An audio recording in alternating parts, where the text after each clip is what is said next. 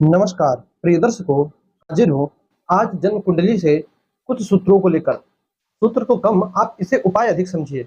भले ही लिखा है ज्योतिषीय सूत्र, किंतु देखिए कुंडली में कुछ ऐसे योग, कुछ ऐसे सूत्र निर्मित होते हैं जो कि अशुभ होते हैं और कुछ शुभ होते हैं।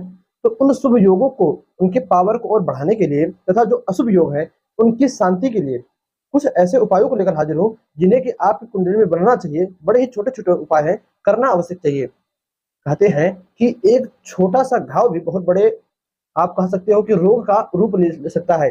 इसी प्रकार कुंडली में ज़रूरी नहीं है कि हमेशा केमद्रुम योग बने। कुंडली में ज़रूरी नहीं है हमेशा जो है कोई ग्रह नीच का हो।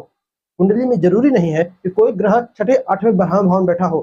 कुछ ग्रहों की युतियाँ भी, कोई ग्रह एक साथ बैठ जाएँ अथवा कुछ ग्रहों की दृष्टि भी एक दूसरे को अशुभ योगों में डालती है।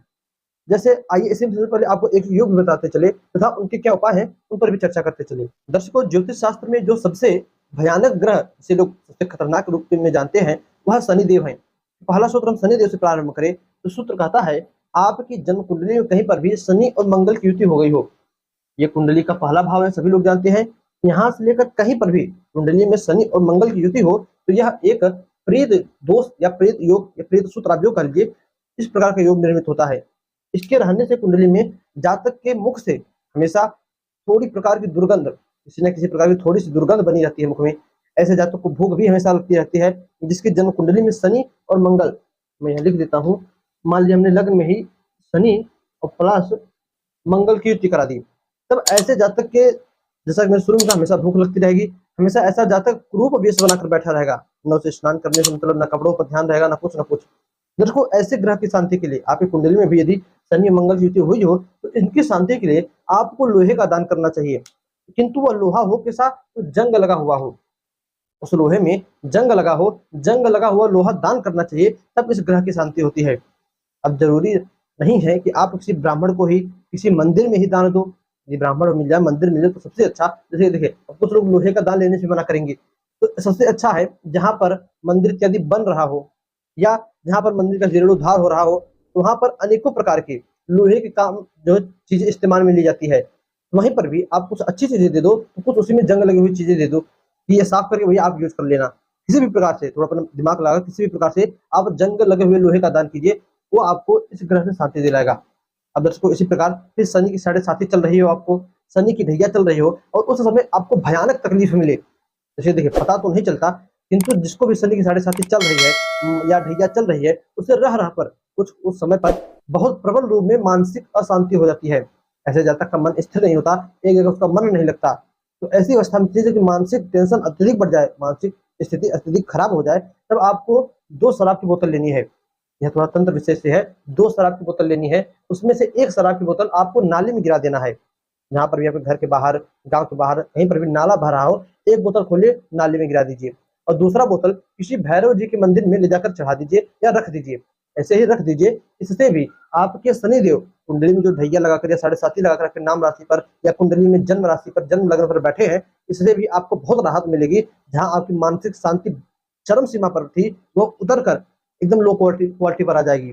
दर्शकों, इसी के साथ साथ यदि आपकी जन्म कुंडली में बुध और केतु की अशुभ युति हो गई हो, तो देखिए बुध और केतु भी एक साथ कहीं पर बैठ जाए तो यह भी चर्म रोग के अंतर्गत आता है। ऐसे जातक को चमड़े से संबंधित कोई ना कोई रोग होता है, उसकी स्किन, उसको स्किन एलर्जी हो सकती है, अथवा हमेशा पिंपल्स हो जाए, मुहासे हो जाए, या किसी भी प्रकार का स्किन से, चमड़े से जुड़े किसी भी प्रकार का रोग होता रहता है, अथवा ऐसे जातक को बोलने में दिक्कत होती है। ऐसे जातक की पढ़ाई बड़ी कमजोर होती है जिसकी कुंडली में बुध और केतु की युति हो जाए। ऐसे जातक को कोई भी बात विवाद करना हो, उसमें वो परास्त हो जाता है, हार जाता है। तब ऐसी अवस्था में चाहिए कि आप प्रत्येक, जब भी बुधवार के दिन पूर्णिमा तिथि पड़े, सबसे अच्छा है बुधवार के दिन पूर्णिमा तिथि पड़े, अथवा जब भी आपको समय मिल जाए पूर्णिमा तिथि पड़े तो सबसे अच्छा आपका सर्वोत्तम है। नहीं तो सिर्फ बुधवार के दिन, किसी भी बुधवार के दिन आपको पिंजरे सहित एक तोता खरीदना है। पिंजरा आपके पास हो तो सबसे अच्छा, तो एक तोता खरीदिए, पिंजरे में डालकर, फिर या तो खरीदने की जरूरत ही क्या है, आपने तोता खरीदा और उस तोते को आजाद कर दिया। कहने का मतलब है कि हर पिंजरे से तोते को आजाद करते रहिए। तोता जो है बुद्ध का कारक होता है, हरे रंग का होता है। अच्छा, अब तोता में भी देखिए 2 रंग होते हैं, एक हरा रंग होता है और एक हल्का लाइट हरा होता है, लाइट ग्रीन होता है, जिसे हम अपने यहाँ कह सकते हैं जुगनू कलर, ऐसा बोलते हैं। तो चाहे तो आप, लेकिन आपको जुगनू कलर नहीं है, सिर्फ जो हरा हो, पूरी तरह से हरा हो, ऐसे तोते को खरीदना है और उस शिकारी के पिंजरे से आजाद कराना है। दर्शकों, आप एक तोता, दो तोता, जितना आपसे बन सके, जितना वो दाम ले, जितना प्राइस ले तोते का, उतने तोते लेकर आप आजाद कराओ। इससे भी बुद्धदेव प्रसन्न होते हैं। भाई देखिए, कितना भी वो भी जीव है, वह तोता भी जंतु है, उसे भी आकाश में जो है आजादी का माहौल चाहिए। आप किसी को आजाद करा दो जेल से, तो इससे अच्छा देवी देवताओं की कृपा और क्या हो सकती है आपके ऊपर। इसी प्रकार दर्शकों, यदि आपकी कुंडली में केतु, अभी तक तो बुध केतु की अशुभ युक्ति थी, अब केतु कहीं पर शुभ योग बनाकर बैठ गया है। शुभ योग कहाँ पर बनाएंगे? मान लीजिए केतु आपकी कुंडली के दूसरे भाव, धन भाव में बैठ जाए, तो ऐसे केतु बहुत ही अच्छा खासा लाभ कराते हैं। केतु आपकी कुंडली के अष्टम भाव में अथवा पंचम भाव में बैठ जाएं, तो ऐसे केतु आपको शेयर मार्केट में अच्छा खासा लाभ कराते हैं। तो आपके देखिए कुंडली में केतु कहाँ पर बैठे हैं, और केतु यदि अच्छे भाव में बैठे हैं, देखिए राहु को पापक ग्रह कहा गया है, किंतु केतु को पापक ग्रह नहीं कहा गया है। सिर्फ छाया होने से उसके पास, भाई राहु केतु को छाया ग्रह माना गया है, इसलिए उसके पास ज्यादा पावर नहीं है, और केतु के साथ रहने से हमेशा उसे पापक ग्रहों की श्रेणी में रखा गया, किंतु पापक ग्रह नहीं कहा गया है। कहते हैं राहु जितना पापक ग्रह है, केतु उतना ही शुभ ग्रह है।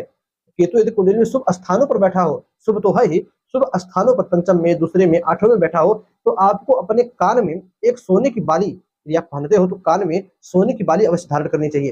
कुछ कुछ पुरुष भी होते हैं, कह सकते हो आदमी भी होते हैं जो कानों में बालियां पहनते हैं, अथवा औरतें तो पहनती ही पहनती हैं, तो कान में सोने की बाली पहननी चाहिए। दोस्तों, इसी प्रकार यदि आपकी कुंडली के अष्टम भाव में मंगल और शुक्र की युति हो गई हो, कुंडली का अष्टम भाव ये भाव है, यहाँ पर शुक्र और मंगल की युति हो जाए, दोनों ग्रह एक साथ बैठ जाए, तब ऐसे जातक को ब्लड से संबंधित बड़ी दिक्कतें आती है। ऐसे जातक को शुगर की बीमारी हो जाती है, ऐसे जातक को मोतियाबिंद की बीमारी हो जाती है, ऐसे जातक के आप कह सकते हो ब्लड में किसी न किसी प्रकार का जो है दोष आ जाता है, चाहे खून जल्दी साफ ही ना हो, खून फिल्टर ही ना हो, या हमेशा देखिए खून की बीमारी होगी, खून साफ नहीं रहेगा, तो किल मुहासे, फोड़ा फुंसी शरीर में होने लगेगा। इसी प्रकार कोई रोग आपको बना हो और कुंडली में अष्टम भाव को देखिए मंगल और शुक्र की युति हो गई हो, तब आपको चाहिए कि आप आलू, पोटैटो को पहले तो उबाल लीजिए, छिलका उतार कर चीनी का घोल बनाकर उस चीनी में डुबोकर उस आलू को गाय को खिलाइए। मीठा आलू उबालकर गाय को खिलाइए। पूरा आपने उपाय समझा? चीनी को घोल लीजिए, उस घुले हुए पानी में, चीनी में उस उबले हुए आलू को डुबोकर पूरी तरह से उस मीठे आलू को गाय को खिलाइए। इससे आपके मंगल और शुक्र जो अशुभ युति बनाकर कुंडली के अष्टम भाव में बैठे हैं, ये शुभ होंगे। तो दर्शकों, बस आज के लिए इतना ही। इजाजत दीजिए, पुनः से मुलाकात होगी किसी नई वीडियो में नए टॉपिक के साथ। तब तक के लिए नमस्कार।